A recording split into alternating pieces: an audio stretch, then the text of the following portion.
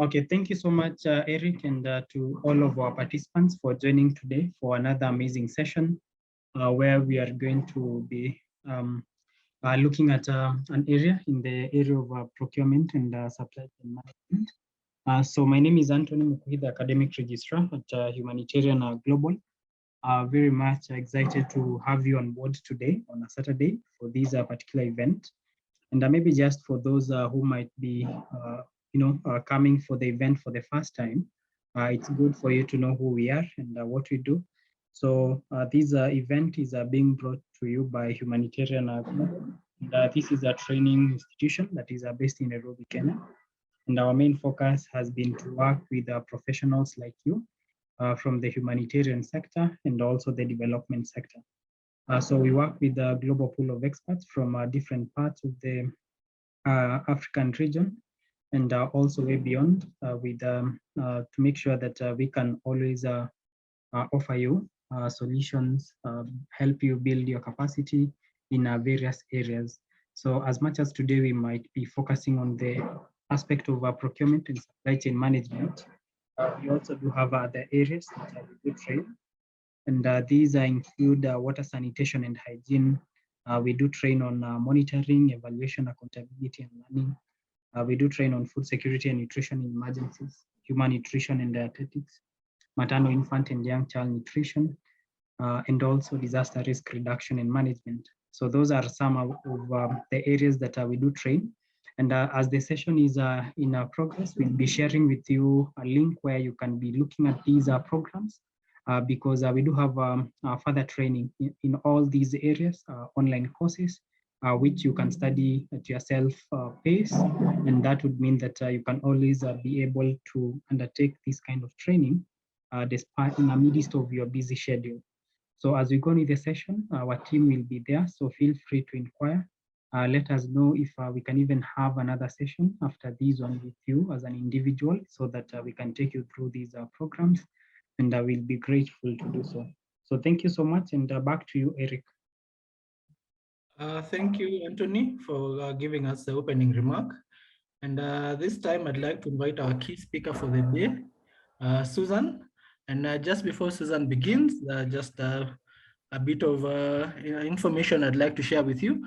For any question that you have for the session, kindly share it to the Q&A section of the Zoom. That is any question regarding today's content, that's a webinar, or anything regarding Humanitarian Global as an organization. You can share it to the Q&A and our team will be responding to you. Susan, are you there with us? Yes, Eric, please confirm that you can see my screen. Okay, cool. Okay. Good morning, everyone. My name is Susan Derito. So nice to see all of you joining. I work with Humanitarian Global here in Kenya. What we do capacity building for students, and I'm in the procurement and supply chain department. So today we'll be talking about understanding supply chain risks and how to manage them. If you have any comment, you can put it in the chat, and then if you have a question, you can put it on the Q&A, and then we will be able to answer that as we proceed with the webinar or at the end of the session. So at the end of this webinar, anyone joining us today should be able to understand risks in the supply chain. So what risks are there in the supply chain as an industry on its own. Then the second one, you should be able to profile the risk. So under what category does that specific risk fall under? You should be able to understand how to manage risks. And finally, you should have an idea of how to develop an implementable supply chain risk register that you can use in your workplace. So let's start with what is supply chain. For just an understanding, a background understanding of what is supply chain for anyone who is new into the field or for anyone planning to transition to that field. So supply chain in specific is a collection of processes and resources required to make and deliver a product to the final customer. So when we talk about supply chain, we're talking about procurement, we're talking about warehousing, we are talking about transportation, we are talking about suppliers. It's a link of activities and networks that connect to ensure that a product moves from raw material to the final customer. So exactly what I've said, that it's a connected network of individuals, organizations, resources. So for example, if you're working for Red Cross, for example, so your supply chain would involve where you source your, if it's medicine, where you source your medicine, how they get transported to your warehouse, and how they get to the people that you're responding to. So that is what we would refer as a supply chain. It's a chain of activities or a network of activities. Let's talk a little bit more on humanitarian supply chain and risks that come with that, or how that is different from the normal supply chain. What is the difference between a humanitarian supply chain and a corporate supply chain or a commercial supply chain? A humanitarian supply chain is more critical, and it's a bit more diverse, just because we respond more to human and natural disasters. So for example, if you're working for an organization that is working in a country where there is war, that means that your supply chain is more urgent, it's more agile, because then you're responding to risks as they occur. This is a bit different from an organization where we are just buying and selling, because we are able to plan ourselves and be able to deliver. Therefore, it is very important for us as humanitarian supply chain professionals to be able to identify where risks might occur in our supply chains and plan better for that. Just because we are risk responders, it does not necessarily mean that we need to respond to risk as they occur. We are able to plan for some of the things. For example, if you're responding to areas where there is war, then we should have structures in place that enable us to respond to war, because we already know the environment where we are operating at. And in today's webinar, that is one of the things that we'll be trying to highlight, that we want to be better responders to the risks in our supply chains as humanitarian professionals. Let's look at just examples of why we want to say that humanitarian supply chains are different. And this is because they are more sensitive, and we are critical responders. We are crisis responders. If there is floods, then it is us as humanitarian supply chain professionals who respond to that. If there is hunger, if there is tsunami, if there is typhoon, all these things, as supply chain professionals operating in such fields, then we need to come up with systems and structures in place. One, to ensure that we get value for the money that we get from the donors. And secondly, that our stakeholders, that is the people we are responding to, who in this case might be our customers, the people who are affected, the people in war-stricken areas, the people without food, the people who there's floods where they're coming from, so that they're able to get quality products and quality products in the right time at the right cost that we are paying for it. So for instance, if there is flood, or you are responding to an area that has flood, so how do we plan ourselves to ensure that we have suppliers who are able to deliver in a timely manner at a cost that we have already locked without purchasing these goods urgently? Moving on, Eric, let me know if you can still see my screen. Yes, I can see your screen. Yeah, great. I'll move on to supply chain risk management. Give me a second. Can you see it full screen now? Yes, I can. Okay, great. Just need to access my notes. So then we move on to supply chain risk management. Now that we understand how us as humanitarian professionals, how diverse our supply chains are and how different they are from commercial, from the commercial supply chains, where in commercial, by commercial, I mean in corporate, where someone is working for a profit-making organization, then there are budgets in place, there are systems in place, they have softwares, they have technology to be able to plan better and forecast for risks that might occur. But in humanitarian organizations where we are working on a tight budget, we are working on, depending on funding that is coming from well-wishers and donors, it might not be able to put proper structures around risks. And that is why we've come up with this course. So with the limited resources that we have, with the knowledge that we have that our supply chains are different from commercial supply chains, how do we prioritize that? How do we put ourselves in the front line to be able to come up with structures that will help us to manage risks? So supply chain risk management, what it means in this case is just coming up with strategies to be able to identify, assess, and mitigate risk. So for example, identification is, if it's a political risk, if you're working in a place where there is war, so identifying that I am operating in, for example, South Sudan, there's going to be war. So what is the impact for this? If there is going to be war, that means that for the people who will be internally displaced people, we might need to get food to these people.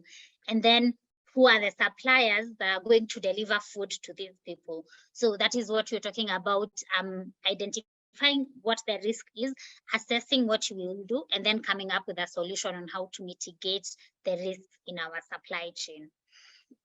Examples of risks, we have both internal and external risks. So internal are risks that come up from inside the organization, and then external risks are those risks that we cannot do anything about them. Let's talk a little bit more about external risks. And as the name implies, these are global supply chain risks that come from outside the organization. This means that there's nothing more we can do about them. There is less control of what we can do about them. For example, for a tsunami, there's no way that we can prepare enough to be able to mitigate a tsunami. If it's going to happen, it's going to happen. In terms of a typhoon, there is no way to prepare ourselves better for a typhoon not to happen, even as supply chain professionals. In terms of political risks, for example, war, there is not much we can do about it. And this is what we're talking about, external supply chain risks. And the thing is that they are affecting us as supply chain. For example, if there is a tsunami, if there is a typhoon, if there is war, it affects how goods get delivered to us, you know, like products or services, how they come to us.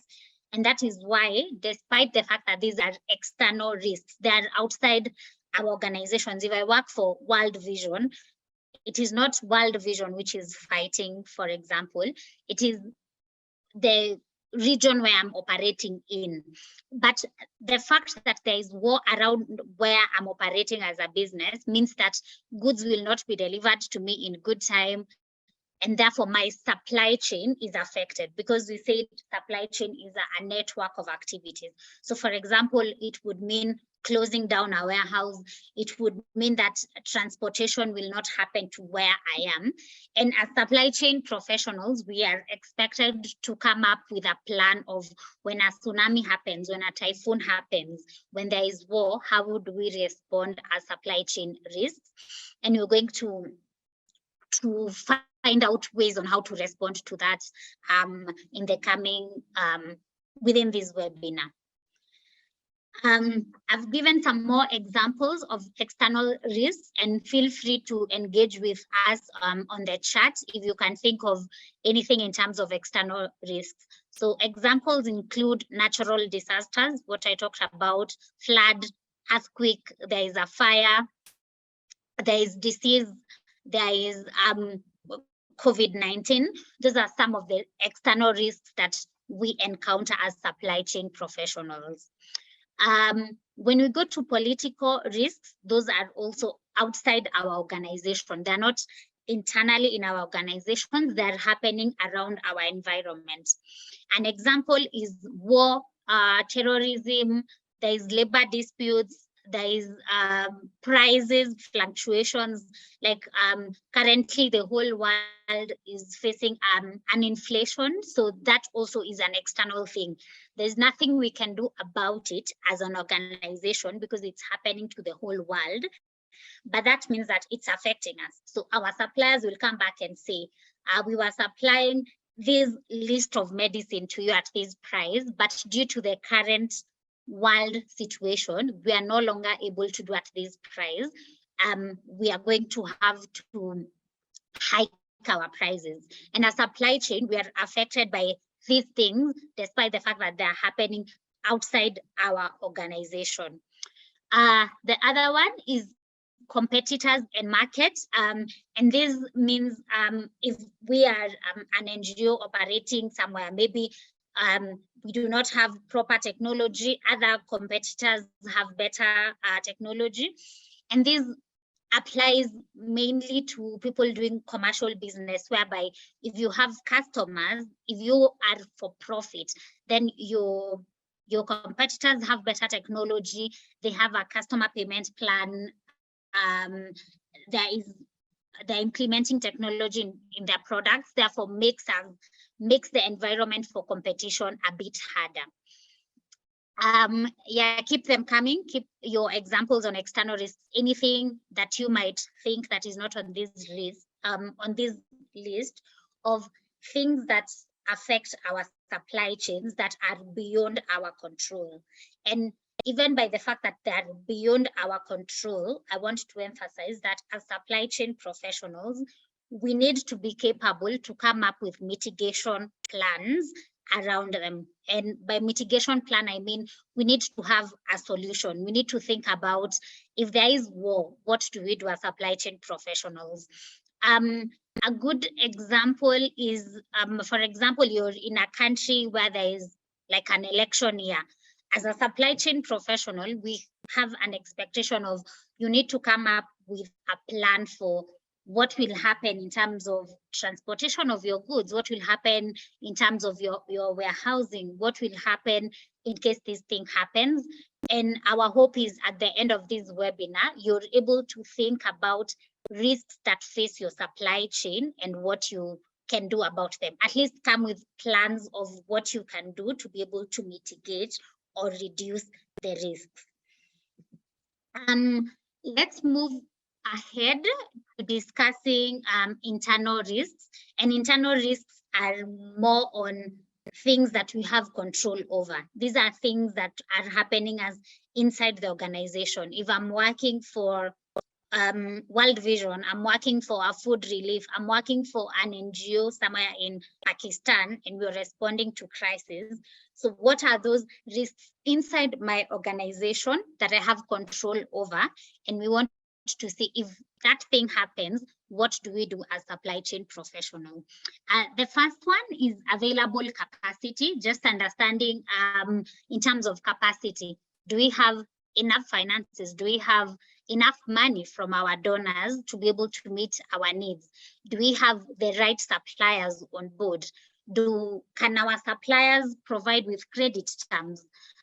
Do we have a proper vision of what our needs are in terms of forecast accuracy? So available capacity is what is our capability in our organization. And maybe this is a good time as a supply chain professional to just reflect in your work and see what are those internal risks in your organization in terms of, do we have enough funding? Do we have enough people in our team? Are we getting quality products? Do we have a sustainable plan to move forward? At the end of this project, are we able to get funding for the next project? So we're going to have an exercise at the end of this webinar. So if you're listening, you can just keep taking your notes in terms of risks, internal and external risks. We are going to do a dashboard of a case we're going to do like a dashboard for identifying the risk and then finding solutions towards that. So if something comes into mind in terms of external risks, those are risks outside your organization or risks inside your organization, keep writing them somewhere down. We are going to share them with this team, and then we're going to build something great at the end of this session. So let's move to the disaster management cycle. And this is, so for example, if we haven't planned for a risk and it ends up happening, how do we manage that? So as supply chain professionals, we have 5 ways of managing risk. So if something happens, you either respond, you either transition, you do recovery, you mitigate, or you're prepared. Let me get an example for there is war somewhere that has come up. You're operating in an organization and there is war that is happening that you were not prepared. But because you're the NGO in that specific location, there is an expectation that you should respond to helping the people undergoing war in terms of medicine, in terms of food, in terms of water. Then you're the first responders to that situation.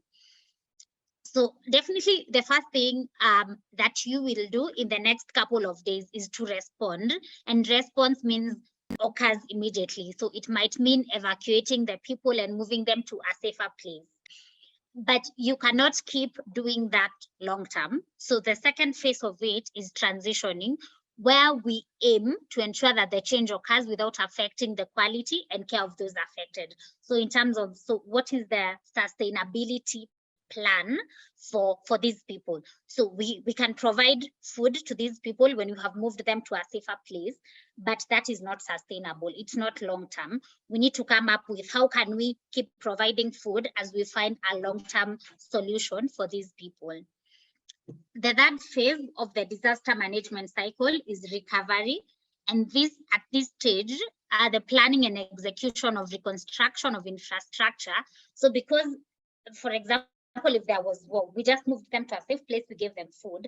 Recovery is finding out that their lives goes back to normal in terms of their children who are going to school. How do they go to school? They need a normal lifestyle so that their ecosystem can continue. And that is what we call recovery. So maybe that would mean having people intervene for the war to stop and people go back to where they were, or whichever place that we have moved them, where is a safer place.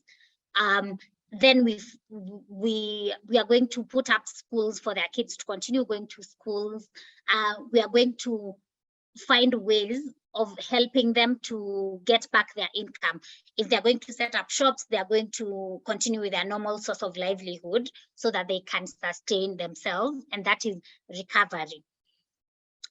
The other bit of what we can do as supply chain is mitigation, and mitigation in this case means either reducing or preventing it from happening. So if we are an NGO situated in this place, the best thing is preparing these people or educating them so that war does not happen, so that we do not need to relocate people, we don't have to keep looking for food. And so that would mean that we educate these people to live in peace and harmony, putting up structures in place that will mitigate or will reduce the chance of war happening in that specific place.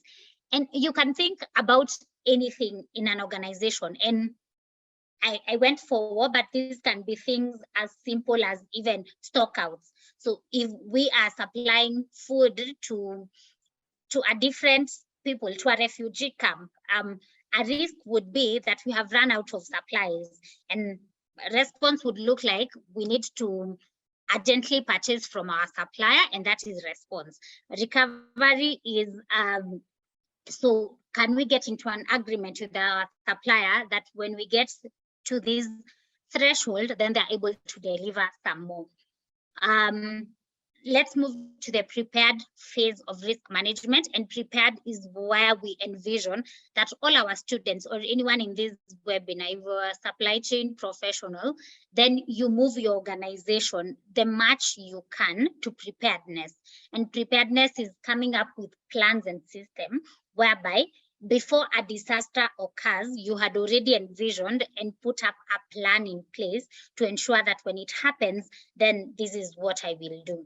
A good case is that example that I've said, stock out. So if we envision a stock out, a prepared supply chain professional looks like you already know, if we ever stock out, this is the supplier that we reach out to, and they're going to supply to us at the same rate without, and it won't be like an urgent purchase in this case. Or you have contracts where you have locked rates and you have a reorder level where when our stocks gets to this point, then you're going to order new stocks so that we do not stock out. And we hope by the end of the webinar, you're able to move as much as possible to preparedness, especially in terms of internal risks. So things that you can control, if it's staffing, the people that we have on board, if it's our warehousing, if it's our transportation, if it's how we respond to disaster that is happening, then we want to see most people move to preparedness. If you can think about things as we reflect, because we want by the end of this webinar, then you are more equipped to be able to manage risks in your supply chain. Think about where you are at as an organization. So how are we responding to our risks? Are we at response level where we just act as crises occur? Are we at recovery level where we are a little bit stable, but still we are acting as problems occur? Or have we come up with plans to reduce risks from happening, or are we at prepared level? You can keep your comments coming at the chat level. Where are you as an organization? Are you at response, at recovery, at mitigation, or at preparedness in terms of disaster management in your organization? That activity is very critical, because then when we move to building a risk register, so a risk register is just where we list out our risks and how prepared we are. If you already have a visibility of where you are as an organization, then you'll have an easier time in building a risk register. Because if you're at response level where you just respond to crisis, then you will be more keen on listing out all the crises that you have, and all the crises that you have and the solutions that you have with all the crises that you have and the solutions that you can come up with. If you're by this reflection period, if you're at preparedness, that I want to envision that you have a plan in place, you have a risk register, and I would really like to know if there is anyone who in the organization, they are 100% at preparedness or maybe mitigation. Preparedness and mitigation are the safer levels in mitigating risks. If you are at response and recovery, then there is still some work that we need to do in terms of, do we have understanding of the risks in our organizations? What plans can we do and what support can we give you, either as Humanitarian Global or as your organization, to be able to mitigate risks in your organization? Yeah, so in the disaster management cycle, preparedness, we say that is an ideal if you're humanitarian global professional, or you are in this webinar, where we envision you is to be at the preparedness. And preparedness means that you have continuous plan of how you work on your risks. You have like specific standards of supplies and your position for disaster response. You already know if there is war, this is how we respond. If there is a tsunami, this is how we respond. If our suppliers cancels a contract which we had signed and we were waiting for them to deliver, this is how we respond. If our funding is delayed, this is how we respond. when you already have that in place, then your supply chain will be successful. In terms of if you're still at response, transition, and recovery, that is why we have this webinar in place, because we need to come up with structures and systems to help you to be able to have the right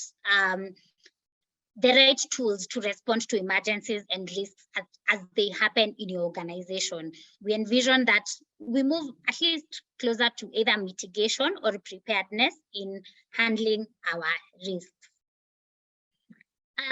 Let's look at how most of us as supply chain professionals respond to disaster when disaster strikes. Especially in our humanitarian organizations, when something happens, for example, there is war or there is stockout in our organization, or a supplier signed a contract and then before delivering, then they said, oh, the prices have gone up. I need you to add me some more money. So how do we respond to those crises? And this is at the response level where we want to move from this. So if you are at response level, then this is how you respond. When a crisis occurs within 24 hours, you just assess and say, we have a crisis at hand, we have a problem, and we need to find a solution for it. Within 36 hours, you are able to define the type and quantity of relief supplies that you need. So if there is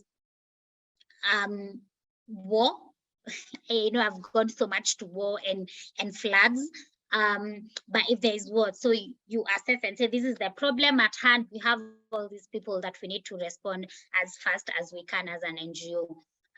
Then you define the type and quantity of relief supplies that you need. As a supply chain professional, within 3 days, then you should be able to organize how supplies are transported to the disaster location at all costs. That is not the time to think about, I need the lowest transporter to transport the goods. You want to respond as fast as you can because we are working with human life. And then within like 3 months, we should be able to find a solution on who are our suppliers, are they stable, and that we maintain the supply of goods. In terms of critical activities, we here at Humanitarian Global and Supply Chain Professionals, we believe that we are able to eliminate this first case where we need to act on when disaster strikes, then it's a tsunami in our organization. What we want is we already have a plan in place. So we already have, at least we have onboarded the best suppliers, and we know this is our supplier for medicine, this is our supplier for water, this is our supplier for food, this is our transporter. And we have a relationship with these suppliers so that when disaster strikes, it does not strike in our organization. We are able to respond at a good cost because we have contracts in place with our suppliers, with our donors, we have budgets in place, and therefore we are able to respond without causing more damage to our budgets, and then we need to re-explain in future. So by the end of the webinar, we should be able to give you tools which enable you to at least move to a place where you feel like if certain risks happen, then you already have a plan in place of how you're going to respond to that. I understand clearly in humanitarian supply chains, they're more vulnerable, which is what I said even when you're starting. They're more vulnerable than the corporate supply chain. And that's why, and this is because like in corporate, we have clearer budgets, we have clear planning, we have visibility, we have money that is coming in. But in humanitarian global, we'll depend, in humanitarian organizations, we are depending on funding from donors, we are depending on this to happen so that we respond. We are responding to things we cannot even foresee. We are working on a tight time frame, and therefore it might look like it's quite impossible to plan around risks. But I want to assure you that it is not really impossible. It's very possible for us as professionals, especially in humanitarian and development work, to plan around risks and come up with systems and structures that help us to live comfortably, or to live knowing that as supply chain professionals, we are a step ahead in planning for risks that might occur. We might be operating in risk areas, but we already have systems in place that will help us mitigate risks if they occur. I want to take a minute and just because I know we might have all kind of professionals in terms of commercial and humanitarian professionals, and just highlighting the differences so that even when we are working on the risk register for managing risk, then you already know where your supply chain falls. So for example, in commercial, what we are looking at maximizing profits. And therefore, when we are working on our risk register, which I said a risk register is just a dashboard where we list out all our risks and then plans on how to reduce those risks from happening, or coming up with solutions. So if this happens, this is how we respond. So in commercial, they are looking at maximizing profits, but as humanitarians, our priorities, we're looking at saving lives and helping the beneficiaries. The other one is terms of demand pattern. In commercial, we have more predictable demand. We already know we are going to need this quantity of medicine because you are selling. But then in humanitarian, there is irregularity in terms of within what time will more supplies be needed? What is the quantity that will be needed? Like demand is estimated within the first hours of response. When something happens, that's when we know this is the amount of food we need, this is the amount of medicine that we need. In terms of supply pattern, in commercial, it's predictable. We already know who are our suppliers, we have money for that. But in humanitarian, cash is donated for procurement, and we depend a lot on donors, and it is either we have money or we don't have money, and that is what determines whether we spend or we do not spend. Even the type of goods that we have, that is the flow type. In commercial, we are buying for selling, but in humanitarian, we have things like evacuation vehicles, we have people, we have shelter, we have food. Like the things that we are buying are different. So I won't go through the entire of this list because you're going to share these slides with the people who have joined the webinar.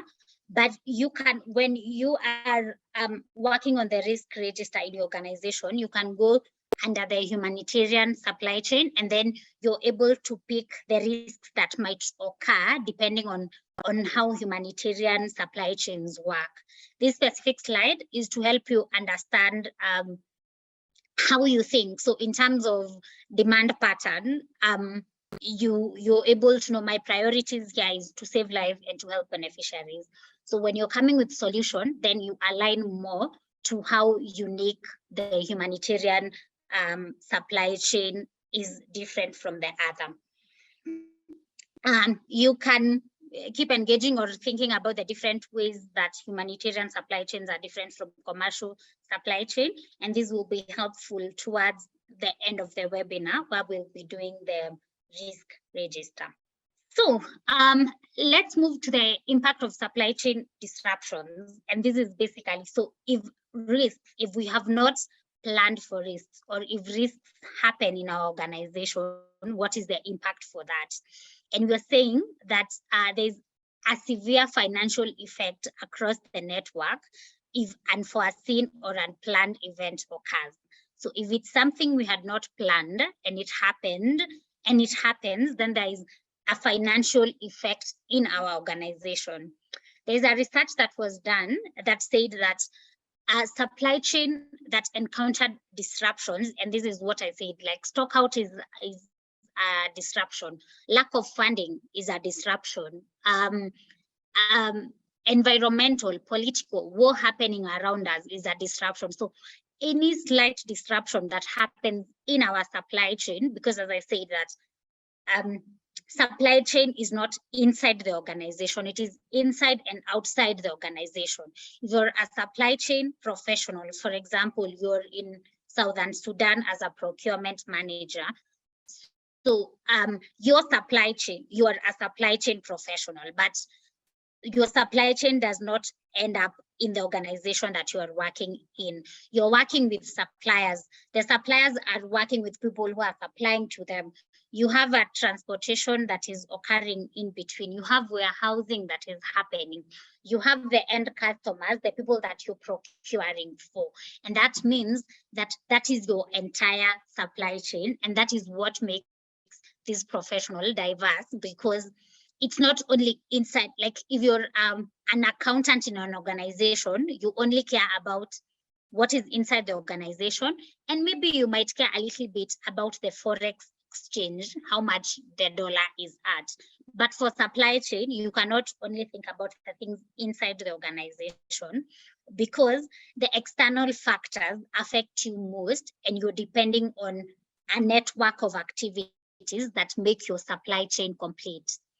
And therefore, if there is a disruption, that means there is a financial effect, and there is evidence to show that operating income dropped to around 107%, which is a very high number.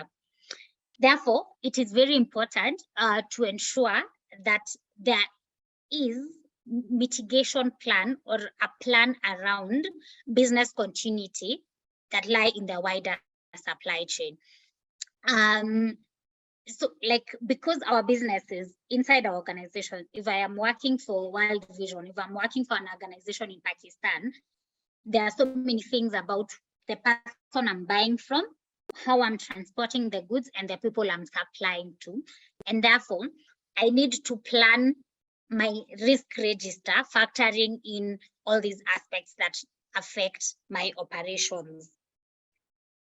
And that's what you're saying here, that because of the heightened risk of us as supply chain professionals, we need to have programs to mitigate and manage risks.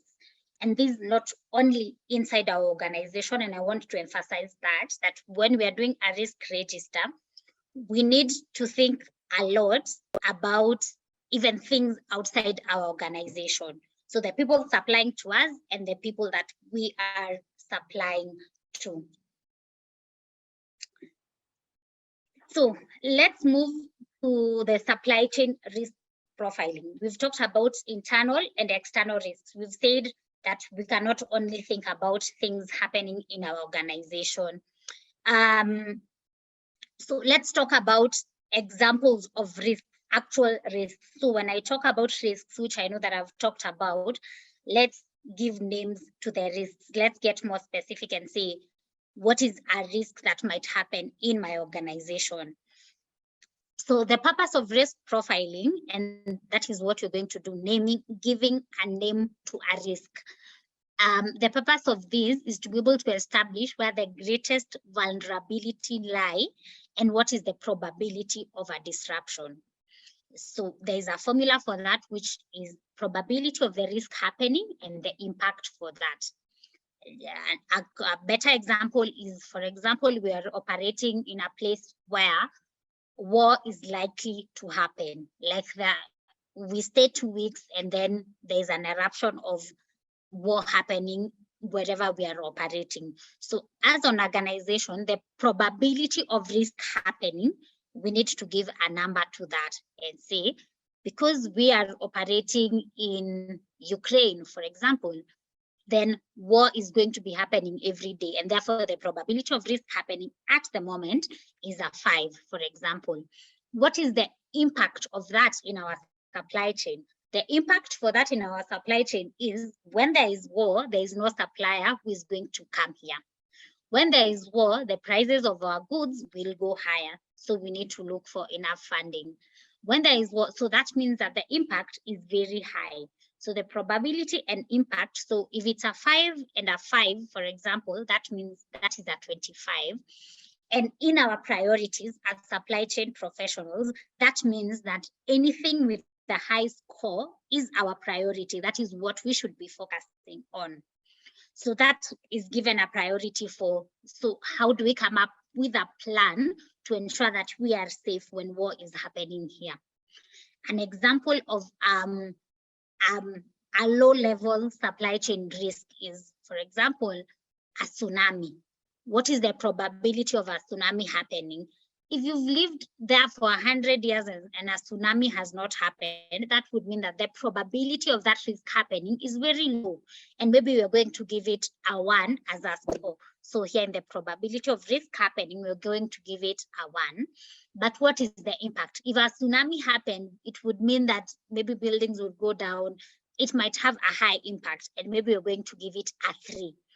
But so that means that the total score is 3 when the other one we had seen it's 25. We cannot focus all our resources and our people to focus on tsunami as a supply chain risk. You know, that we move our procurement people and say, Fatma and Mohammed, you'll be thinking and coming up with solutions around a tsunami happening. We can't do that because it's a lower supply chain risk. And that is the benefit of having a risk register, which we're going to talk about, that I've been promising for the last like 1 hour. We are going to have a register so that as professionals, we are able to know what our priorities in terms of managing risks. So what is our priority? So that tsunami is fine. It's going to be in our risk register, but it is not a priority for us. Maybe other priorities would be, we are having a real crisis in terms of funding. We do not have stable funding from our donors. So the probability of us not having money is a 5. And what is the impact? If we do not have money, that means that we are not able to respond to beneficiaries who need our help. And that's a 5. So that's at 25. So if we find the supply chain risk is at 25, it would mean that as supply chain professionals, we need to come up with a plan for how do we get funding? Where do we get funding? What do we do now because we do not have money? Maybe we need to get into contracts with our suppliers and tell them suppliers on 6 months credit as we continue to look for funding so that our beneficiaries do not suffer and we are still finding a way around money. Yeah, the activity for us here is let's think about our risks, and maybe we can start dropping in the charts our highest supply chain risks. And that means something that has a high probability. What I mean by probability is something has higher chances of happening and it has high impact. I'm really counting on humanitarian professionals. Keep your comments coming. So what is it that, even if it's one example, give me an example of a risk in your supply chain that has a very high probability of happening and has very high impact, so that we will include it in our risk register when we are finding solution around that. Maybe I'm going to pause a minute there and see if high supply chain risks keep coming before I move on to the risk sources. So just think of any risk that has a high probability of happening and it has a high impact in your organization, and then you can drop that in the chat box. Ladies and gentlemen, we open the floor for comments. You can write the high risks, as Susan has said, on the chat section. Maybe we can give you 2 or 3 minutes. And if you want to also talk, you can raise your hand. We will give you an opportunity to unmute your microphone. I think I can see Leju James Sokiri. Susan? Sure. Maybe you can also repeat the question for Leju again. Thanks, Ledru. The question is, we are looking at examples of high supply chain risk. So that means that there is a very high probability of the risk happening, and the impact of that is high. Let me take an example that has come in. Thank you, Cedric. By port congestion. So for that, yes, if many people are shipping, then there is very high probability of that. It's going to happen. The impact for that is also very high, because then that means we don't ship, or we're going to pay very high costs for shipping. So I hope that is very clear. In terms of there's very high chance of it happening, and the impact of that, and by impact I mean the outcomes, or the what is the other word of impact? The results that will happen are going to be detrimental, and that means that it's a very high supply chain risk. Leju, maybe Yes, you can say something. Yes.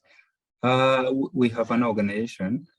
Our company actually is in South Sudan here. That is in the countryside.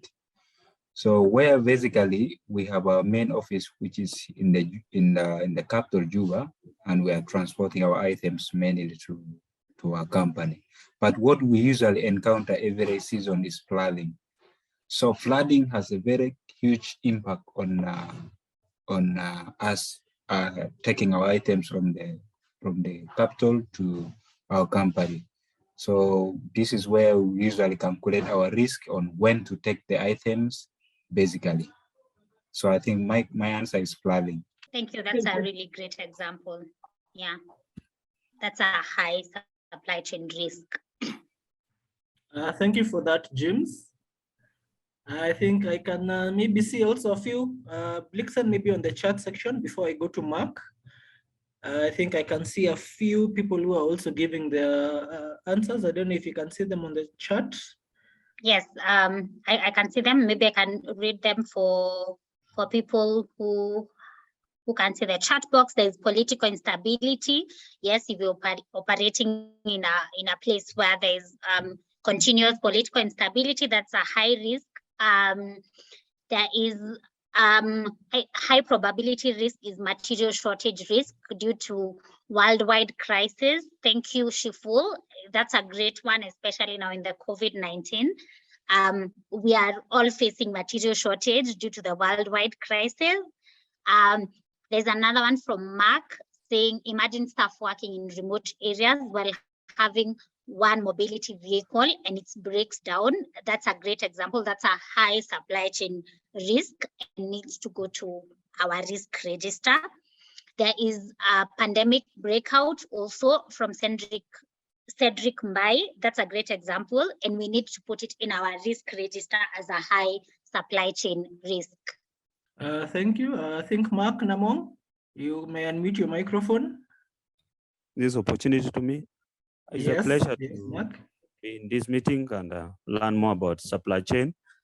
As a staff in our organization, we incur a lot of issues in the field, especially when you're working in a remote area than where there's no communication. And most of it, we experience the issues of raiding because we're working in where the communities are having issues of cattle raiding.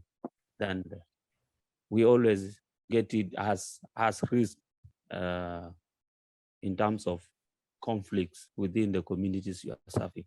So I think it's a high chance of supply chains always to consider it. Thank you. And know it that it is very important to have a keys on that, because sometime in humanitarians, when the supply chain don't factor those issues of rescue, when the staff are working in a remote area where there's danger, so it always become challenge in operate in such areas. And I see as a high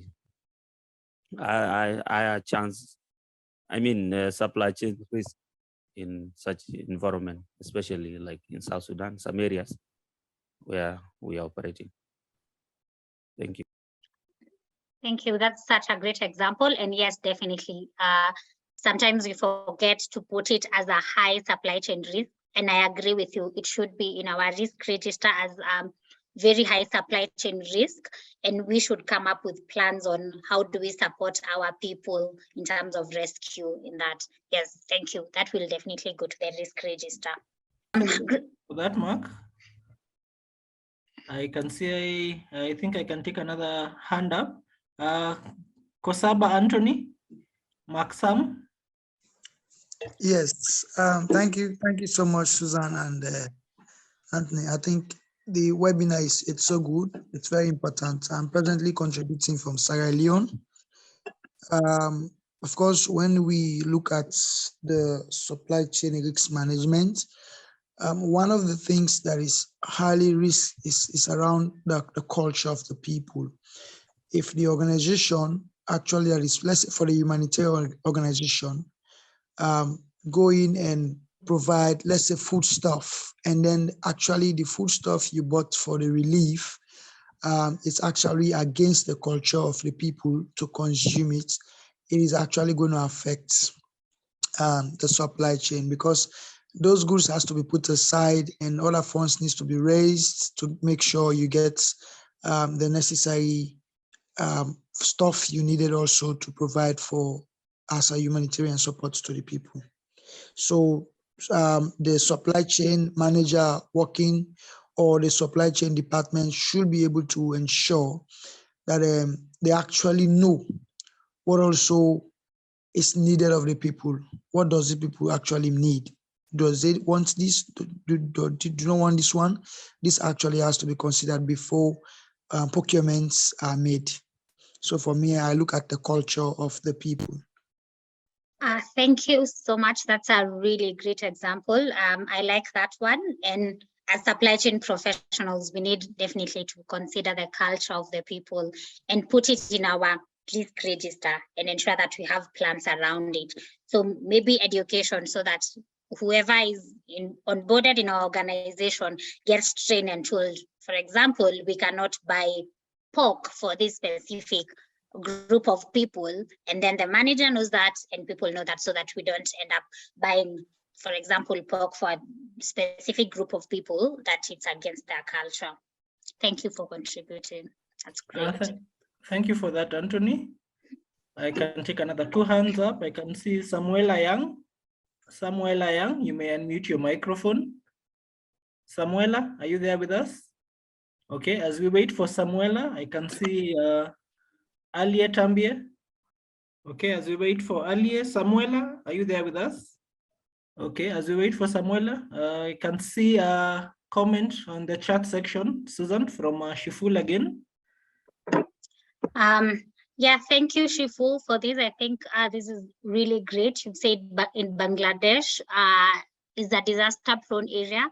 When a cyclone comes, it's difficult to reach in disaster-prone areas due to communication disruption. That is why sometimes it could not be possible to respond on time. I think that's really great. And yeah, we can put it as a high supply chain risk. And we say, so when cyclone comes, like communication disruption, how do we go about that? So maybe it would mean a solution is buying things that will help in enabling communication, and we're going to find solutions towards the risk that might happen and see how can we go about that. That's a great contribution. There's another one from Cedric Mbai that says financial risks, which will affect the support required for supply chain activities. Definitely, that's a very high supply chain risk. And you can keep them coming. I think, Eric, I can go back to the presentation so that I can give some more background on the risk sources. And then I have another activity where we'll keep them coming, and then we're going to move them into the risk register. I think that is okay. We can move on. Thank you to our participants also. Sorry about that. Thank you to our participants for answering. And we continue to encourage us to still send in some of the high risk, situations or, situations that are there. You can still send them to the chat section. I think, Susan, you may continue.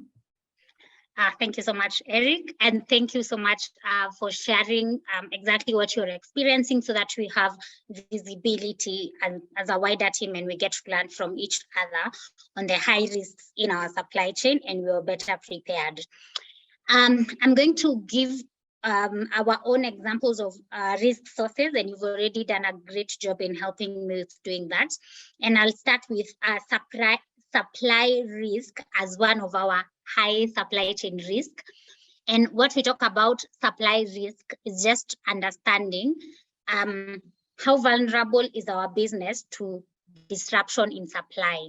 So for example, if you are sourcing globally, if you are in South Sudan and you're buying from China, so what risks are there included in that because we are buying globally? In terms of our reliance to suppliers, how much do we depend on our key suppliers? The other one is poor supply management. How are we managing our supply? And that's one category of supply risk, is a very high supply chain risk, because if we have all these things not considered, that means that we are not able to deliver to our beneficiaries. We are not able to respond to our stakeholders because there is a problem with our supply. The other one is demand risk.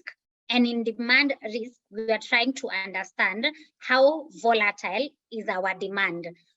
For example, someone said they are operating in a war zone. So that means that we are not even able to plan because we don't know when or how. So how volatile or how shifty is our demand?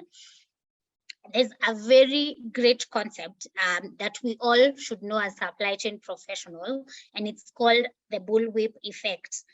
What Bullwhip Effect means is an amplification of demand in one part of the chain causes volatility in our supply chain. I'm going to give a very simple explanation so that we can all understand.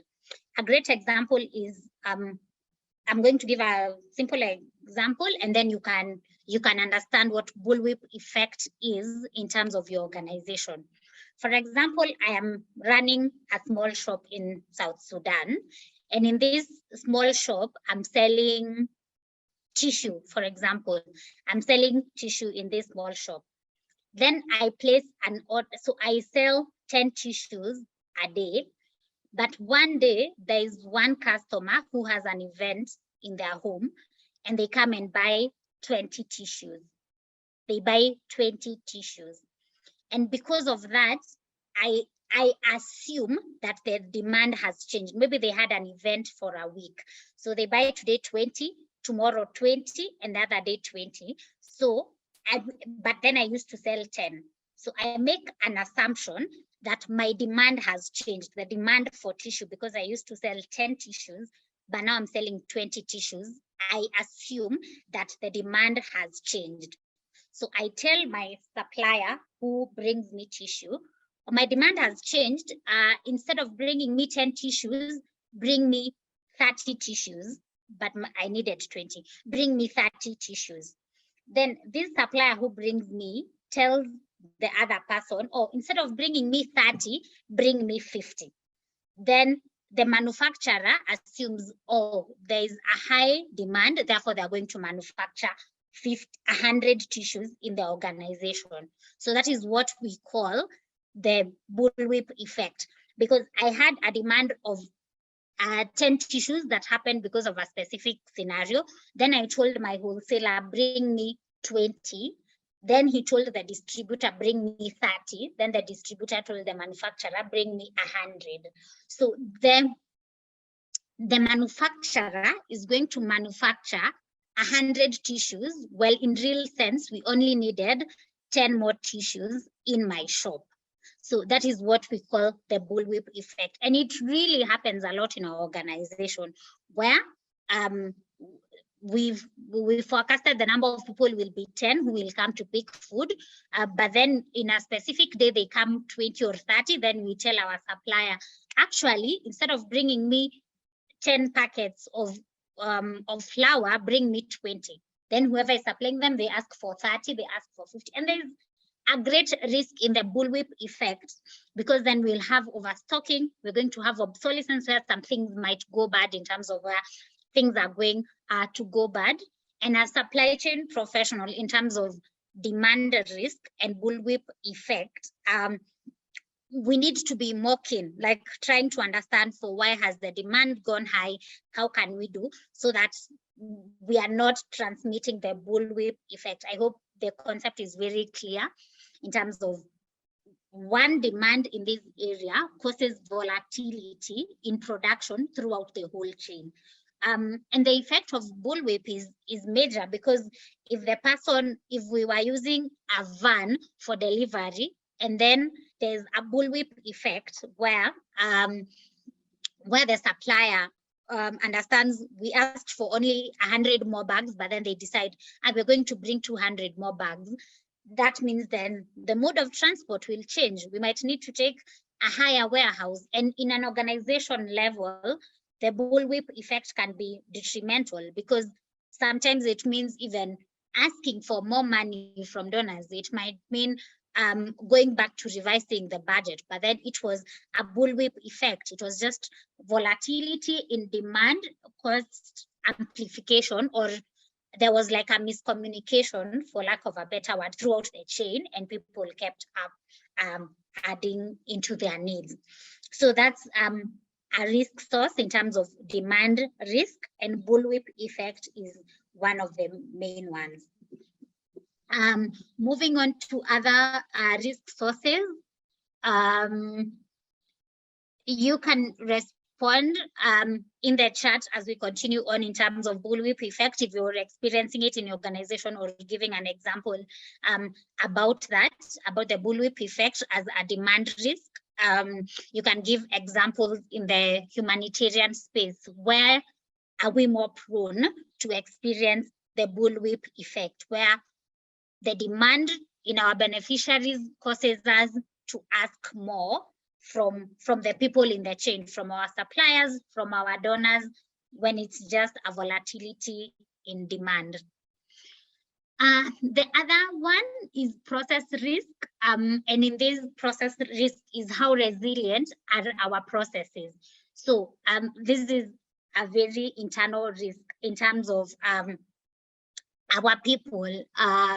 Like our people, do we have infrastructure? Do we have processes? Do we have, someone mentioned about lack of network for our supply chain professionals who are responding to crisis areas. So they go, but then they don't have network to communicate back to us. They don't have security when they are going to war zone areas. So those are process risks. And that means our people leave work and they say it's unsafe for me to continue working for this organization because I'm going to war prone area and I don't have security. So that's a process risk. And for us as professionals to ask ourselves, how resilient are our processes? And in our processes means our people, are they safe? Do our people, are we hiring procurement professionals? Are we putting in tendering processes to onboard the right suppliers? And that's process risks, and thinking around that for what risks are we exposing ourselves to in terms of processes. The other one is a control risk, and that means in terms of policies. In a case of humanitarian scope, we need to conform to specific standards, either USAID standards, we need to conform to UN procuring standards. So what, in terms of control risk, what policies are there that we need to conform to that pose a risk? So for example, if we get funding and we do not conform to a specific standard, if it's the USAID procurement standards, that would mean that we will not get funding for the next project because this specific procurement did not conform to the standards of USAID. And therefore, as supply chain professionals, we need to think about that and outline and train our people for when you are a procurement professional in this organization, then this is the standards that you need to follow. And that is in, it should go to our risk register and say, oh, we have a control risk. We need to conform to this specific kind of standards. For you to understand the standards, this is where you read about them, and this is the step-by-step guide, because it poses a very huge risk if we do not have funding just because we did not conform to specific procurement standards. The other one is environmental risk.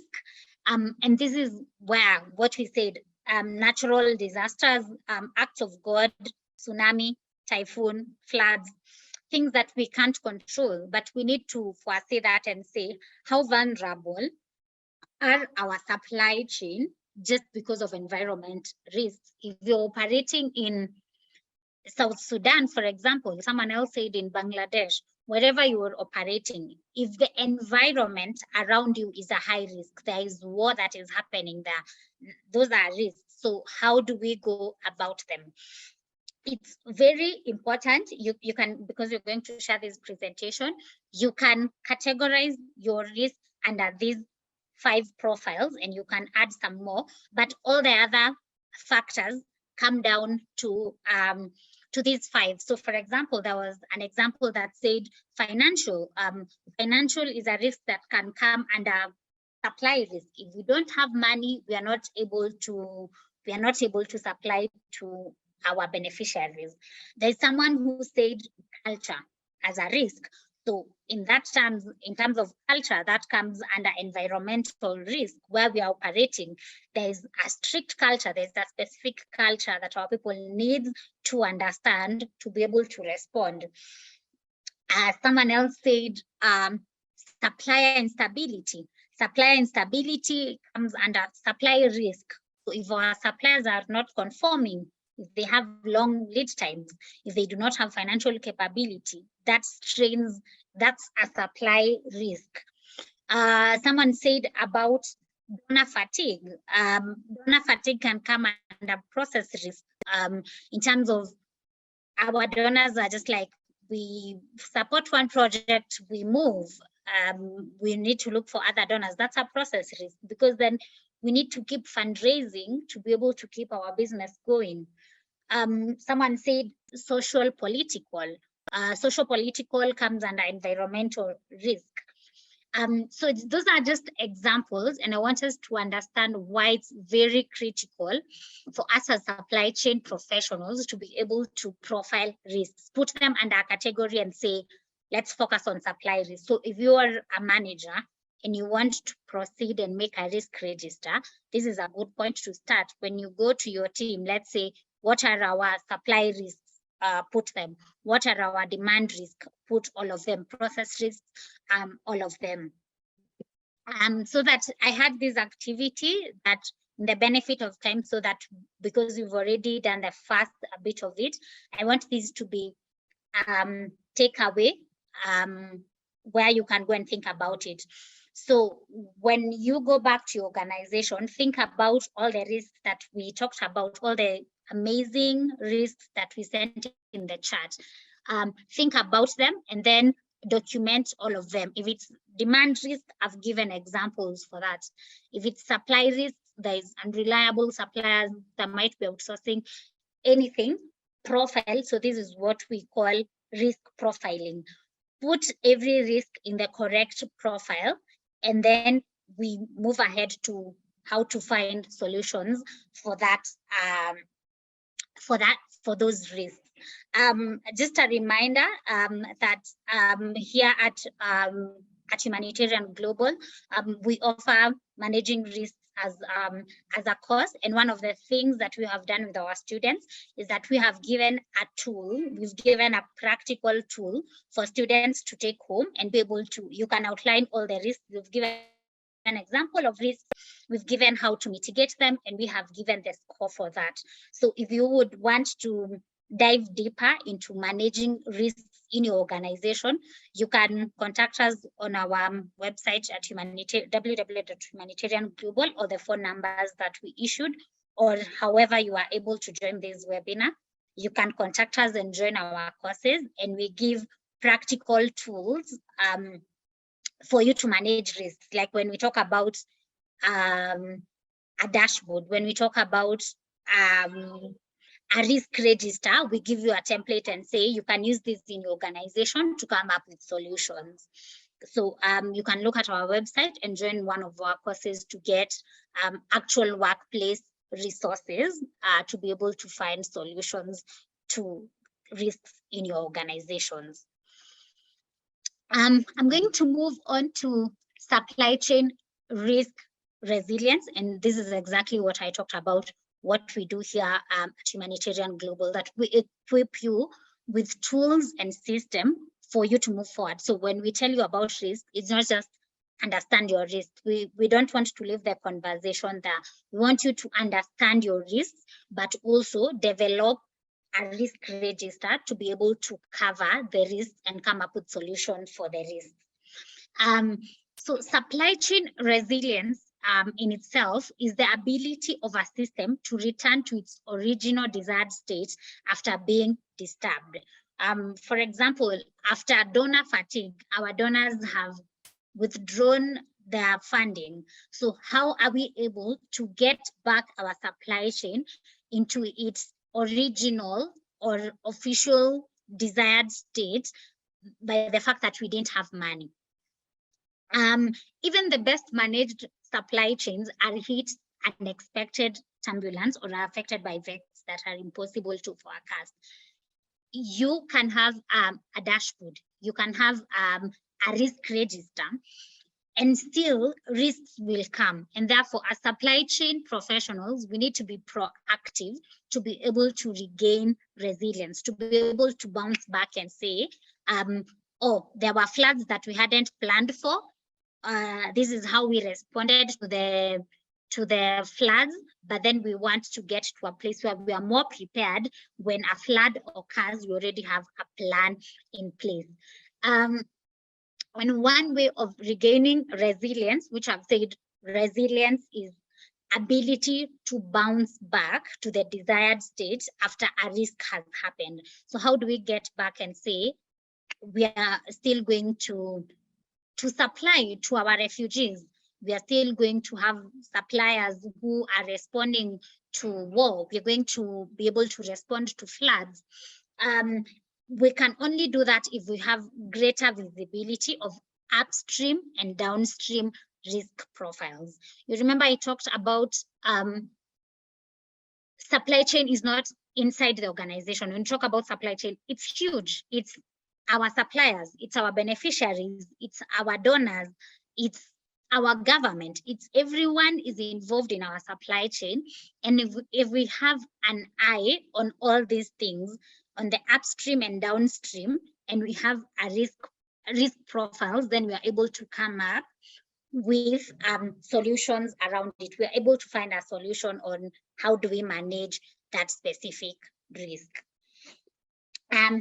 We want to hope here at Humanitarian Global that by the end of this webinar, you will feel more empowered to move your supply chain to more resilience. And I want to put this image back that I had shared, where I said when risk management as supply chain professionals, what we envision is that we all move to this half of the pyramid. We are either prepared or we have mitigation plans in place.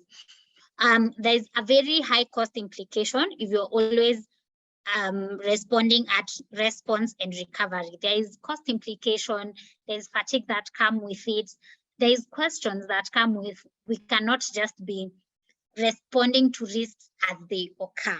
So for us to be more empowered professionals, we need to move more towards being more prepared or having plans in place. That's what I mean by mitigation. Plans in place where if this risk occurs, this is what we do. So if our people go out to the field and there is no communication, we already have a plan in place. Not that when we cannot communicate to them, that's when you're just like, what do we do? With operating in places where there is no security, being more prepared or having mitigation in place is just like, we're going to provide security for our people. We're going to provide this type of care for our people so that they are able to do their job well. Not that when they are attacked out in the field, that's when you're just like, oh, our people have been attacked. So preparedness and mitigation is ideally where we are looking you to be at, either at the end of the webinar or after joining our course. You're able to move more towards these two parts of the pie. At this point, I'm going to move towards my best part, or the most resourceful part of this webinar, and this is where we come up with a risk register. You can let me know in the chat whether you have a risk register in your workplace, in your organization, or whether you're planning to work on a risk register after this webinar. So you can either say, yes, we have a risk register, or no, we don't have a risk register, planning to work on one. We can contribute on that, and we can see we can see how we can support you in that and just coming up with a risk register.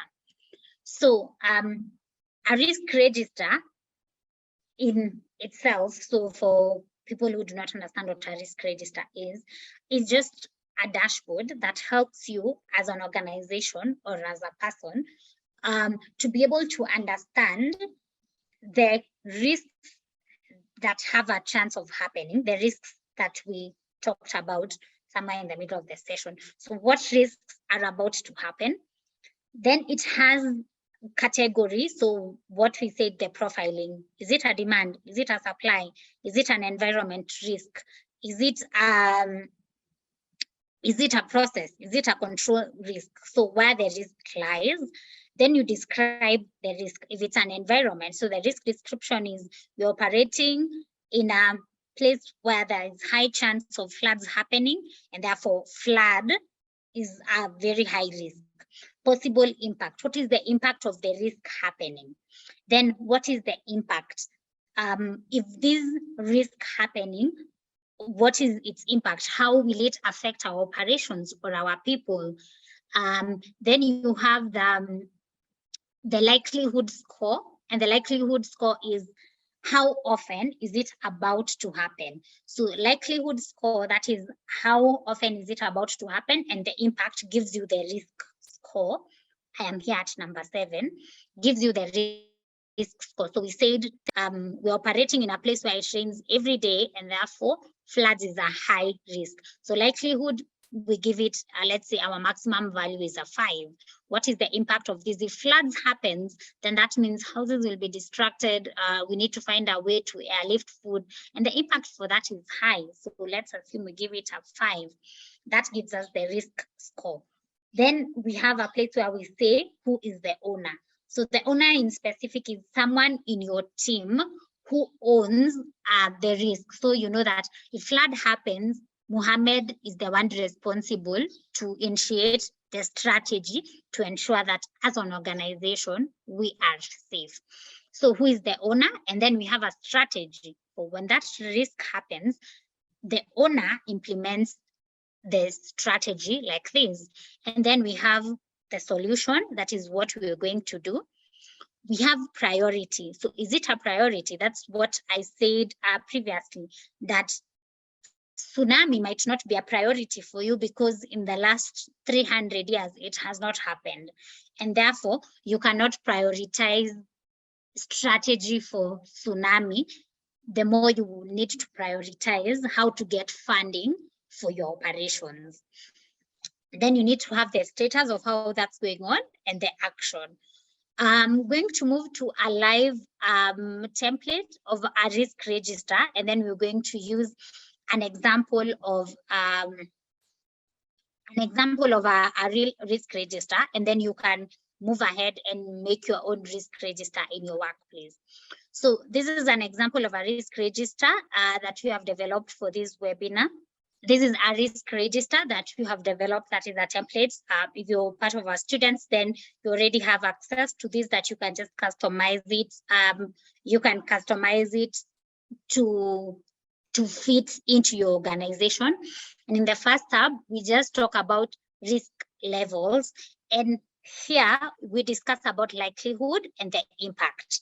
So the higher the likelihood, the higher the risk. And then the impact is what the impact is. So for example, you might find a tsunami will come here. So because tsunami has a very low likelihood, a tsunami would come, yes, actually it would come maybe here. A tsunami has a very low likelihood, but then it has a high impact. If a tsunami occurs, then we're going to find solutions around it. Something like for organizations that do not have enough funding or are experiencing financial constraint, it might be here and say donor funding is a high risk for us, that we are having donors withdrawing from our programs. And the impact for that is we cannot continue to be operational. So like donor funding might come somewhere around here. Then you might have something else like here, maybe you have unreliable suppliers. They are very high likely that your suppliers get a contract and then they say, actually our prices are going to go up. So it's very high likely, but maybe the impact is at 2 because you have a list of other suppliers that you can go to. If you don't have a list of other suppliers and you only have your key suppliers, that means that the risk is very high. So when you're building a risk register, you first start with a supply chain risk measure. So what this means that you put a score and say anything that is very likely to happen is a 3, and anything that has likelihood, impact to happen, the impact is high. Then when you multiply likelihood plus times impact, you get what is extreme risk and what is a low risk. So what we're going to be focusing on when we build a risk register, we focus on these things. Anything that has medium risk and extreme risk, then those becomes our key priorities. Let's talk about 2 examples, and then I'm going to open the floor for feedback, for questions, and for comments. So for example, in the organization where I'm working in, one of the things that we're doing is we're supplying food to our beneficiaries, to refugees, people who are crisis stricken. So the category for that, or the profile for that, would be it's a logistics risk, and if you like, you can call it a demand risk if you use whatever I said. So you can call it a demand risk. And brief summary is that we might experience stockouts because either we are not holding enough stocks or we do not have enough money to buy enough supplies. Then you're going to go to the description of the impact. So what will happen if we have a stockout? So number 1, we might need to do urgent purchases. We might have delayed deliveries to our beneficiaries who are in critical conditions, and there is a cost towards not having stock to fulfill our needs. Then we move here where we said it's the impact score. Impact is how will it affect us. If we need to look for more money to urgent purchase, that means that the impact is very high. So you put what the impact is, and then how likely is it to happen. So how many times do we stock out, and then you put a figure for that, and you get to calculate the impact multiplied by the likelihood, and then you get the impact score. So this is the risk score, and this tells you what your priorities as a supply chain manager you need to focus on. So if in cases of tsunami or things that have like a 3, I have put a tsunami here, which is my best example. A 3, you might not want to focus on it now because you have other critical risks that you want to focus on. Then a very important aspect of a risk register, it needs to have a risk owner. So while building a risk register, make sure one person is the risk owner, and then they can have people supporting them. So that, for example, if Mohammed is the risk owner for stocking out, that means that he's the one who starts conversation, who is implementing the strategy for managing that specific risk. So have one risk owner, even if they're being supported by other people. Then here, this is where we talk about the strategy. So strategies can be one, to mitigate or to reduce, and this can happen for our internal risks. So things that we have control over, things like stockouts, things like communication, things like our processes, we can either mitigate or reduce. Other things we can avoid. So what is it that we can avoid? The other one is prepare a solution. So for preparing a solution is things like political instability, things like social political, things like flooding. We can come up with a solution of what will we do in case of this happens. Then the other solution is observe or accept. Something we are not able to do anything about it, and it's just like, as an organization, we're going to only observe and see how this goes.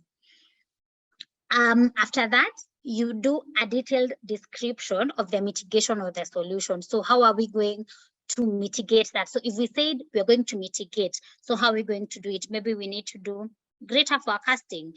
We're going to talk to our suppliers to have short lead times.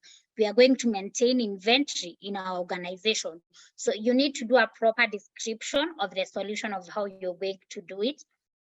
And then you're going to give a priority score. So what is our priorities? So here, if it's like that one, the priority might be highest, but in terms of a tsunami, where we put this one was a tsunami, we'll come and say the priority is 5. There is no priority in this, and tsunami, we look at it in our own free time or when we really need to look at it. It needs to be live, and we need to keep updating it so that you can say, are we still at risk? Is there a mitigation plan in place, or it's no longer a risk? So for things that we've already sorted out, for example, if donor funding was a risk, and then we put on a mitigation plan that we're going to run a fundraising, we're going to contact our people, we'll have contracts with our suppliers, and we implement that and we get funding and it's no longer a risk, then we're going to say no longer a risk, and therefore we will stop prioritizing donor funding because we already have a solution in place. Then here we'll put what is the plan for the mitigation. So Mohammed, the person who owns this risk, is the one who will track the plan for how do we plan to work on this? How do we plan to work on, we don't want to stock out anymore? Then Mohammed will keep updating this as it goes until the status moves to either we have a mitigation plan in place or no longer a risk. And this is the 2 places that we want to get in terms of our risk register. You can keep adding. I tried to add some of the things that came in. There was inventory, there was there was funding, there was inventory, there's environmental, there's political, there's warehousing, and you can move ahead. We're going to share this, and maybe when you're watching the video, you can just fast forward to this last bit of it, and then you can create your own risk register and then decide on where does the risk fall under. Put a brief summary of what it is, assess the risk score for that specific risk, and then who owns that in your team. You can't be the one who is owning all the risks. Maybe you're a supply chain manager. So the much you can do is put in the risk, get people. If it's a procurement risk, let the person handling procurement be the risk owner, and they own the strategy for how are they going to do if that risk occurs. I'm going to go back to the presentation, and I hope that was helpful. Let me know in the chat box if you've learned about the template risk register and whether it's something you're planning to implement. And as I wind up, my takeaway is what is your plan when things go wrong in your organization in terms of risk?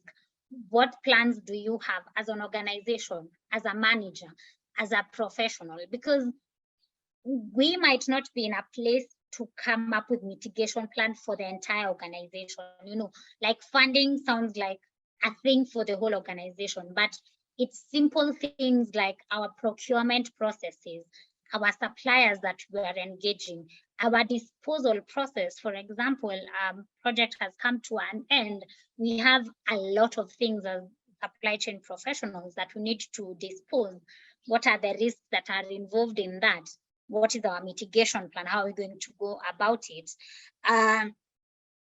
Yeah, think about what our plan is when things go wrong, and do you have a plan in place to be able to take care of that? You can either develop a risk register, and if you would want to learn some more, you can join our courses. We have quality self-paced online courses that are easy to follow through, where we've said that we provide you with real marketplace tools and systems. For example, the risk register, we provide you with that so that you can go make a copy and create your own risk register in your workplace.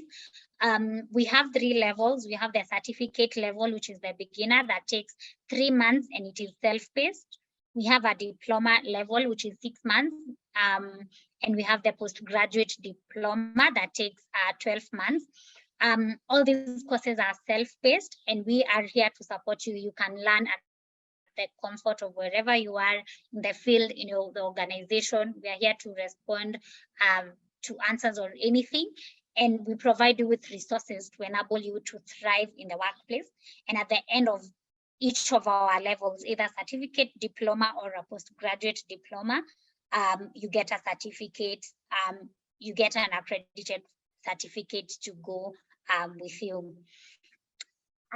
That's it for today. That's the end. I'm going to give it back to Eric and to just open the floor. If you have any question about our courses, about what we've talked about today in terms of managing risk, keep the questions on the Q&A, and we can use the chat for feedback and for anything that we want to give into this. Eric, back to you. Thank you, Susan, for taking us through the 2 sessions that we had today.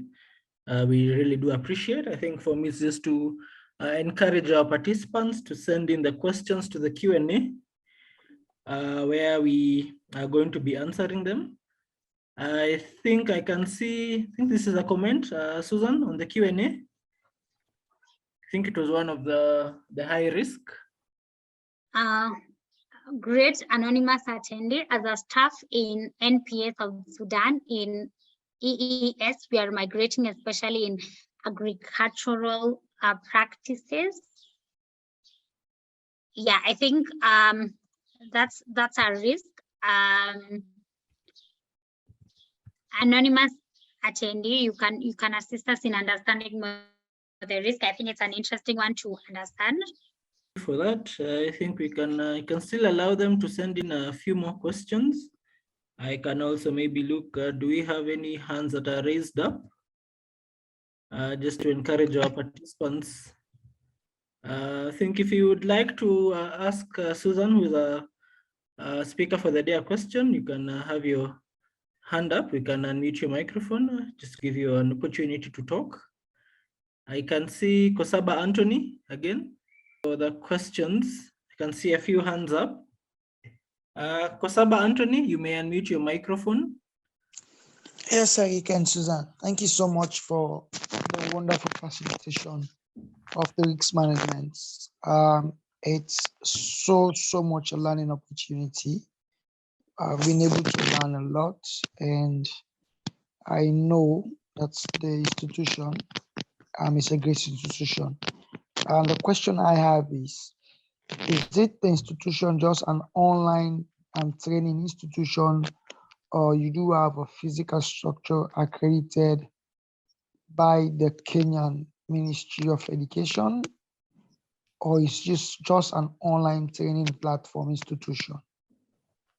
To answer that, Anthony, we are an online institution credited by the government of Kenya under the Ministry of Education, and a branch known as NITA, that is the National Industrial Training Authority.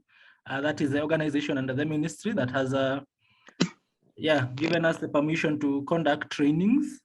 Accreditation is one by NITA, that is the National Industrial Training Authority, that is under the Ministry of Education here in Kenya. And then number 2, we are also accredited by HPAS. HPAS is an organization that is able to give digital badges that show that you are able to study with a certain institution. For more of that, Anthony, allow us to send you more information on your email, or maybe on the chat section. You can leave your contacts behind for our team to get back to you with any more information you'd like to know about Humanitarian Global. I hope that is okay, Anthony? Yes, it is. Yeah, thank you so much. I can see another hand up. We do have Mark Namong. Mark, you may unmute your microphone. Thank you. I want to give thanks to Humanitarian Global Initiative for giving us a chance to learn more about supply chain risk and mitigations. And the other thing I want to ask is about in logistic management and procurement. When for example, it is found that you imagine your staff are going for the field, and most of the time they have issues, when you're in a remote area, there's punctures, the tires they got burst and they get turns, punctures generally. Then when you ask the management on the top, these are, it need cost for you to continue running the program. But they tell you, you have exhausted your lines, your budget lines have been exhausted, but we need the program to run. What can we do? Yes, we have talked about mitigations and risk. What can we do in order to make the program run? As the facilitator said, logistic is both out and in of the organization. So if we cannot support one another, I think somewhere there's a problem. What can we do? That's my question. When the management said, I think we have exhausted the accounts on your department, which is supposed to do something. Thank you. I think that's a great question, and we experience it, all of us, in logistics, where we have a slim budget and something that was unforeseen happens. I have two responses to it, and as I said, in terms of mitigation, we can either respond or be prepared. So the first one, in terms of responding, which I think if it's happening now currently, we need operations to go on, then the first thing to do is we need to respond. And what responding looks like is finding a middle ground with management and say either we need to get new tires for our people, because then they can't keep being stuck in the field.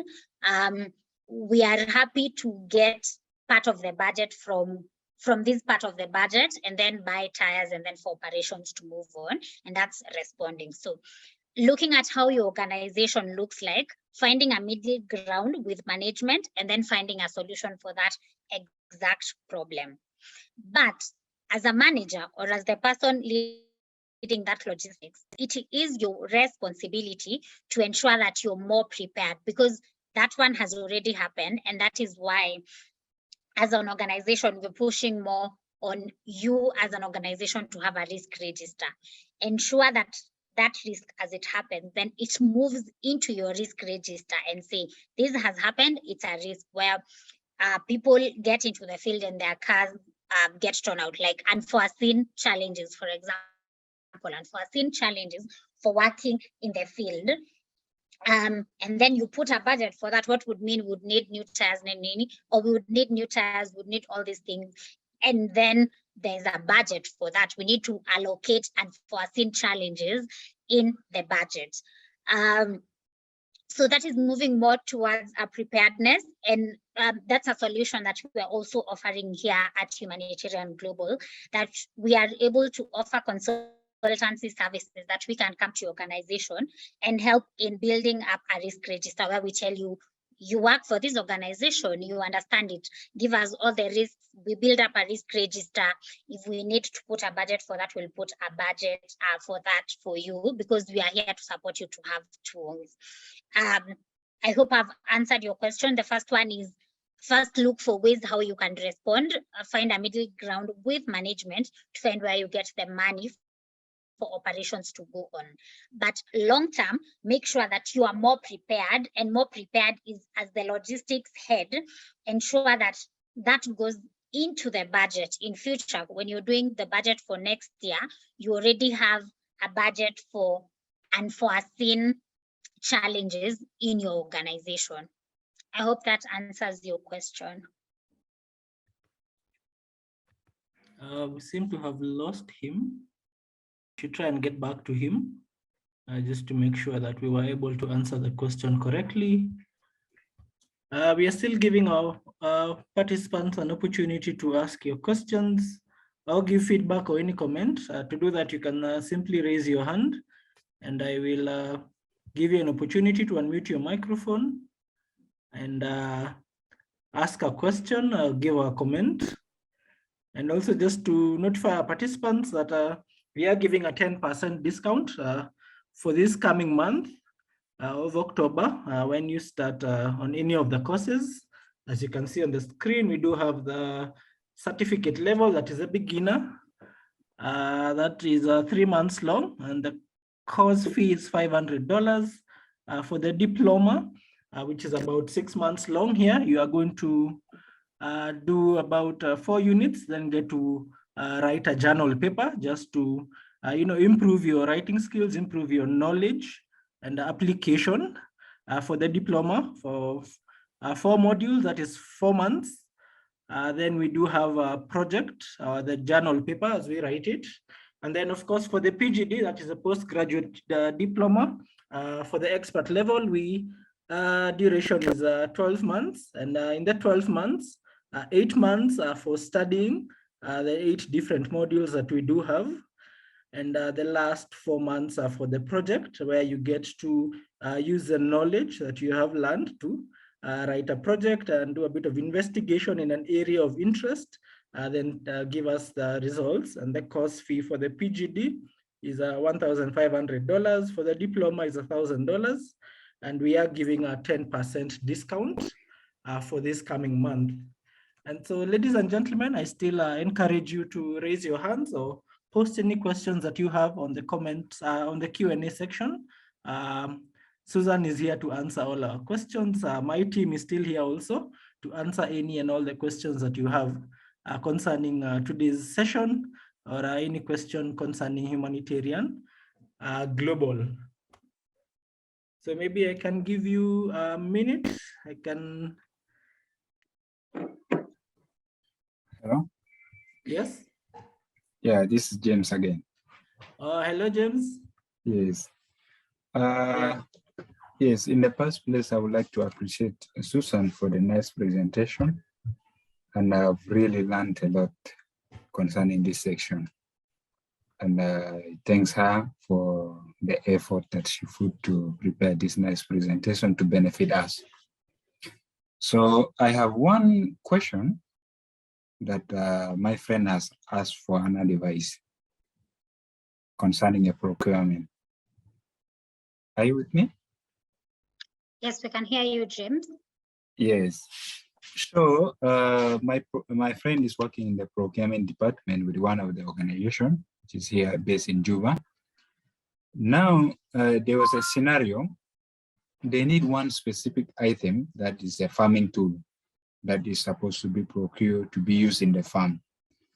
Now, what they did was they used their pre-qualified suppliers and sent a request for quotation.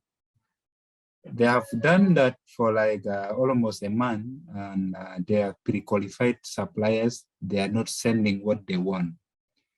Until after 2 months, when they did it the last time, they sent again the request for quotation. One of the supply managed to give them what they want. But here is the scenario now. They award the purchase order to that particular supplier. And now the supplier gave them a sample, and he confirmed to them that this item is there in stock and they can supply them. Now, when the organization has they have verified the sample, they are saying it is good, let the supplier bring the item. Now the supplier came up with a complaint that when he went into also the supplier that is giving him the items, he found out that these items are not there in stock. And mind you, this is a rare item that are mostly not common use in South Sudan or generally in East Africa. Now, the supplier says he cannot get this item in East Africa or in Africa. What he had to do is he have to order directly from the manufacturer. Now, after a long-term communication, the supplier had made an agreement with the manufacturer, and the manufacturer told the supplier that this item can be manufactured based on order. These items are not readily made. So for it to happen, it will take like nearly 45 days for them to make the items ready. Now, again, after making the items ready, for them to send it to Juba, it will take another 45 days. So we are talking about 2 months here. Now, the pressure from the organization, being as the procurement officer, the donors have given you funds to use, and they're waiting for the feedback. They wanted to see the outcome of their investment. They want to see the impact in the community. Now, my question, I want you to talk in two sides. What is your advice to the procurement officer? Because the procurement officer, what he had wanted is to cancel the order. Maybe that is one, because they are not going to achieve what they wanted. Their target is to, this particular item has to be used in the rain season. And I think, as you people know, by this time, the rain season is almost coming to an end. Now, I don't know your advice to the procurement officer, whether they can continue to cancel the order. Mind you, the supplier has already given the BL, which is the bill of landing. He has all the proofs that these items are on the way, they are coming. But the problem is the timeline is about. Now, I want you to advise the procurement officer of the organization, and also want you to advise the procurement officer of the supplier. And I think this is specifically, this is what we have talked about in the supply chain risk. So thank you. Hopefully you will help me in that. Hopefully also the question is not too long and it's not taking much of our time. Thank you. No problem. That's a great question, and thank you for giving us the real problems in the market. I'm happy to respond to that. So one, I hear a lot of issues, but I think my first advice is, if we already have the bill of lading and that things are on the way, let's not cancel the order. Just because you already say that it's not available in East Africa or Africa. And if we ever need to buy it again, we will still need to go to the same manufacturer. So if the product has already been manufactured and the donor has not withdrew in the funding, let's ship it to Juba and let it come. So I think that solves the first bit of the problem, that let the product come into Juba, and then we solve all the other problems. So the second step of it is communicating clearly with the donor and being truthful with the donor that this is what happened. The same way you have explained very clearly, it's easier way of understanding and the procurement person can write a report and say, this is what happened, this is what happened, and the solution is we're still going to ship this, because even if we don't get to use the farm product for this rainy season, this is not the last rainy season. We are going to have another rain season and we can use it.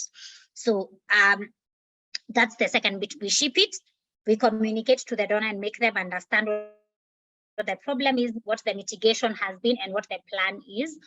The third phase of the problem is just that this supplier, we need to do a conclusive supplier review. So we can cut out, if we have a pre-qualified list of suppliers, one shows a very big problem in the suppliers that we have pre-qualified, because if this supplier is buying from someone else who is buying from the manufacturer, then this person is a middleman who is failing us as an organization. Can we cut them out? Can we do a review of our entire suppliers, and can we onboard new suppliers? If it's easier, we can either onboard the manufacturer or we can onboard the main distributor who has a contact to the manufacturer. But I think the unreliability of providing a sample, that says a lot about that supplier and our entire procurement cycle. So long term is, can we look into our supply chain and find a solution for where the gaps are, and then onboard new suppliers, and we can either do it as an organization or we can involve other organizations to help with the tendering and onboarding of new suppliers. And there are softwares and solutions around it. If they want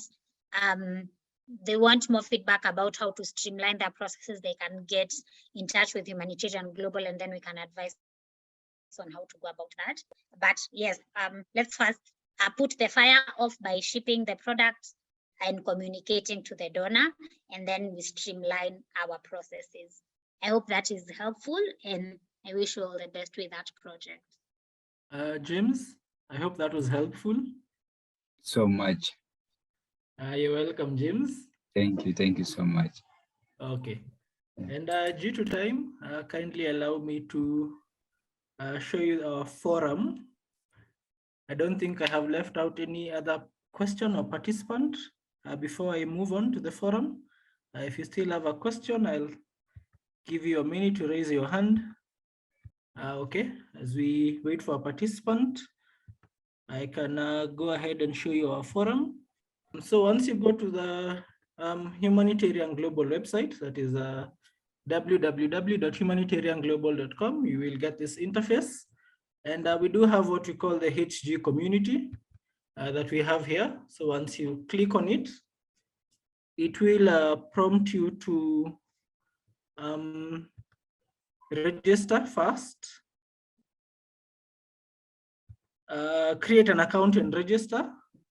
And then after doing that, you should get something like this, where we have just different conversations. So the community simply works as a place where people can join in and have different discussions or engage in conversations, either regarding humanitarian work, development work, or also just based on any of the webinars that we do have every Saturday.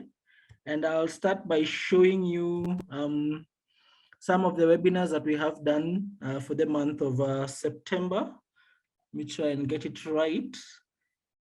Yeah, so we do have a page where we have some of the webinars that we have done previously. This one is the first one you can see is a WASH webinar that we did on Thursday. We are going to update the link for YouTube, and then we have what we did today with for procurement. And then again, this coming Thursday, next week on the 29th, we will have a disaster risk reduction and management webinar. And also we will show you the previous webinar. For example, on September 3rd, we had one on nutrition. And here we have attached the YouTube link where you can go and rewatch. We did also one on meal, September 8th. And we do also have a link for you to go and watch it on YouTube. And I think going back to the forum now, where we do have the different groups again. You can see we have a forum for WASH that is at the top. We do have also one for the SDG forum where people are engaging the SDGs and come and have great conversations there. We do have a meal forum, again, just to have different conversations for people who are doing meal. We do have one for wash. We do have nutrition. We do have again wash, but again, you can also post your questions here by going to the new topic. Then again, you can write maybe your question. So for example, today would be a procurement question. Then going to the uncategorized, then you get to select procurement. And then here you can write a question like what are high risks? Any question, then you can get to post it. And after posting, anyone is allowed to either answer the question. Our team is always available to get back to you and answer the question. However, we are also open to different people coming and engaging and sharing their knowledge based on what they have been able to understand from the question or from the webinar today. And then also just going back to the website. So this is our HG community, and I do encourage you to join and have great conversations, share different insights, share knowledge based on the procurement field that you are in. You can also get to ask any question that you want to ask. And allow me also to go back to our website. We also have our different online courses that you can find here. So based again on the level that you want, we do have the mini courses. These are the short courses that we are offering. Currently, we are offering SPSS as a short course, amongst others. We do have different certificate level courses, diploma level courses, and postgraduate level courses that we do offer. So that is a place where you can go and check them out. For example, our PGD, let me go to our PGD procurement. You should find it here. It is the first one, yes. And once you click on it, you can get to see a short video here, just explaining more on procurement. You can check on the course background. We also do have our course outline here. These are some of the topics or some of the units you are going to be studying with us. And then we do, of course, have our objectives, the course requirements, and so on and so forth. And again, I'll repeat, for this course, we are charging it at 1,500. But because for the month of October, we are getting, you are getting a 10% discount, we are going to be charging you 1,350 USD. And then finally, I can also get to share our YouTube page. So again, back on the website, we do have our YouTube page. It should be on the top right of your screen. That is our social media page. You can go to the YouTube page again. And once you click on it, our page should open. Just a minute. Yeah, and then you can go to the videos. And so these are the videos of the different webinars that we have done so far. Our very last one being WASH. But you can also see some of them that we have done. We did one on ethical issues in procurement about a month ago. And we also did one on the global trends in supply chain and logistics about also a month ago. So these are the different webinars that we have. You are able to come to our YouTube page and watch them from there. And so, ladies and gentlemen, I'd like to thank you for joining us today. We really appreciate. We also like to thank Susan for guiding us through the session.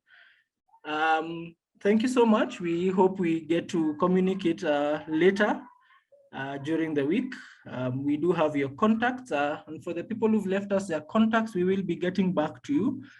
From the humanitarian team and I, we do wish you a good afternoon and a great day ahead.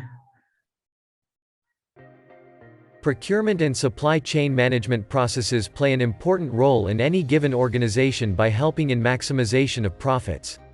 This is attained through cost reduction, enhancement of supply quality, assurance of supply and increased unlocking of suppliers' innovation. This leads to development of strong competitive advantages which are critical in giving a business success in today's competitive markets. To achieve this, more professionals need to be trained to develop critical skills. By undertaking this course prepared by Humanitarian Global, you will develop important skills which are important in your career progression in procurement and supply chain management. Among the covered modules and topics include Introduction to Purchasing and Supply Chain Management. In the first module, you will get to learn more about the environment of purchasing and supply chain management, importance of purchasing, terms and concepts of purchasing and supply chain management and the 4 enablers of purchasing supply. Secondly, principles of negotiations. In this module will help the learner develop in-depth knowledge and skills in areas such as introduction to principles of negotiations, types of negotiation, factors in negotiation and negotiations ethics. Thirdly, supply chain management. In the final module, you will get to learn more about supply chains, types of supply chain management and other aspects of supply chain management. Apply for this course today by visiting our website www.humanitarianglobal.com for more details. 86% of organizations value professionals that upskill to advance their careers.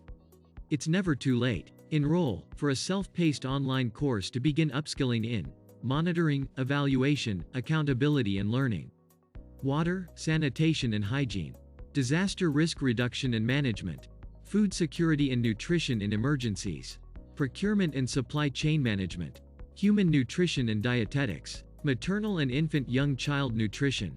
Apply today to enjoy a 10% discount.